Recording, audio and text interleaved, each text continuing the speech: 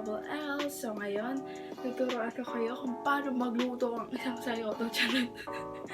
Dahil nga quarantine, wala akong masyadong magawa. So tuturuan ko na lang kayo magluto kahit paano kasi meron din naman akong alam.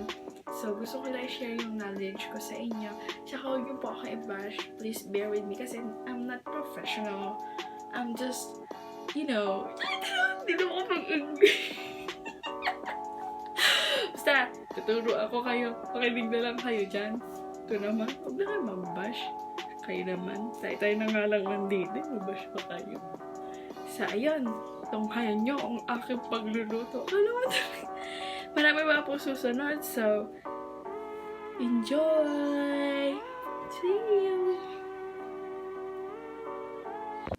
So, ang menu natin ngayon ay pork with cauliflower.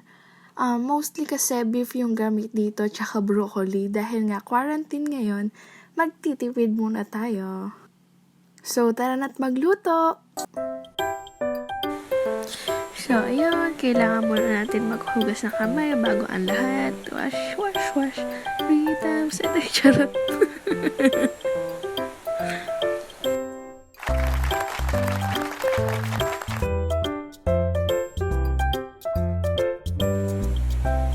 So, ayun yung mga kakailanganin natin ingredients. Una ang baboy, cauliflower,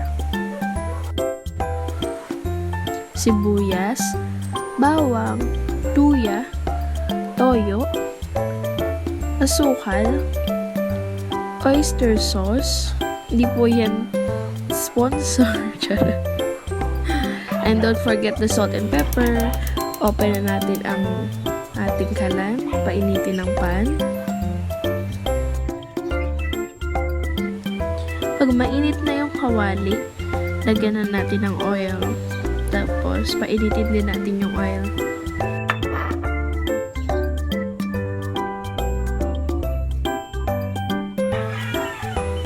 Pag mainit na yung kawali at ang oil, lagyan na natin yung luya.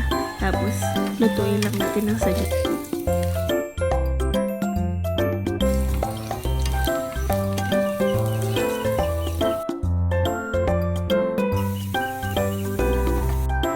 Tapos pag alam nyo okay na, lagyan na natin ng sibuyas. Pwede din naman unahin ang garlic, pero trip ko lang na sibuyas.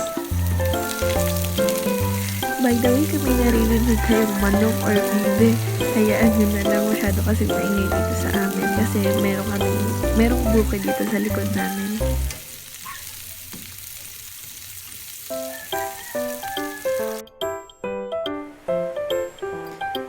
Tapos pag okay na, ilagay na muna natin yung bawang. At tutuin din natin ng saglit.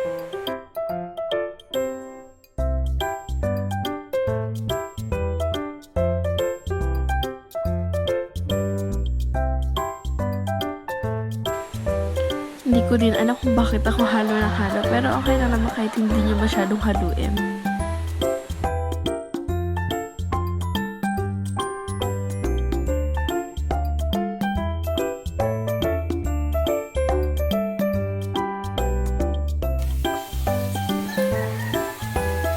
Then, ilagay na natin yung baboy. By the way, minarinate ko siya sa salt and pepper. Then, haluin muna natin para mag-even siya. Tapos, i-gisa lang natin hanggang sa mag-brown siya ng corn. Sorry, naghirap ako na kung maghalo kasi ako sanay na isang kamay lang yung nagalit habang nagluluto.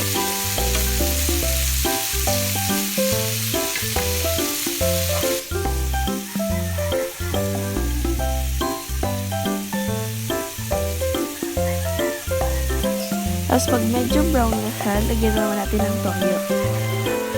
And haluin natin para mag-even yung color, lahat malagyan.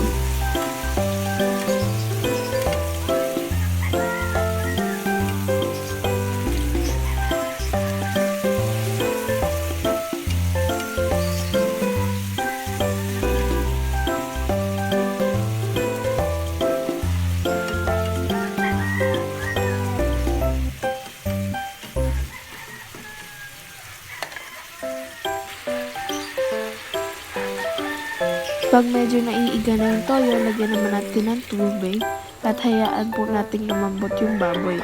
At takpan po muna natin siya for like 5 minutes. Tapos tingnan nyo ulit kung malambot na. Pag hindi pa, pakulaan nyo pa ulit. And nag-add na ako ng salt and pepper to taste.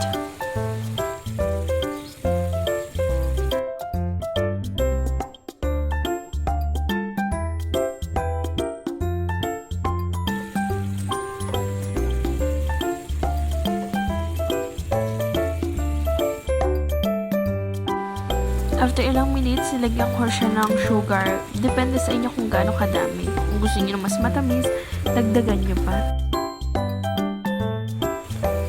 Then, ilagay nyo na yung oyster sauce and haluin nyo.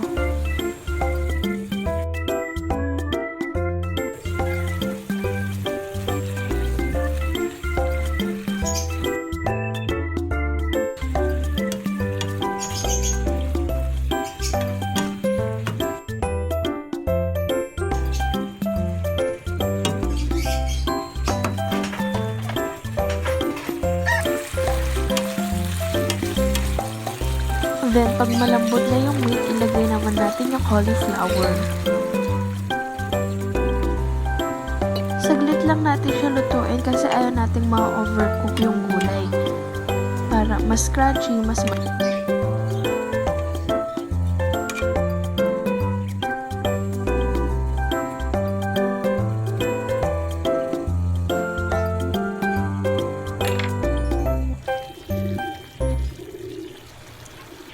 lagyan natin siya ng slurry para medyo malapot.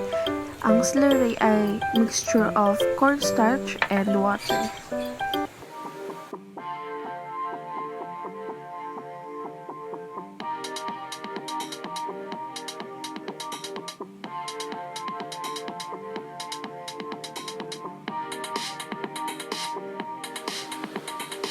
Reserve na natin and ready to eat. Happy eating!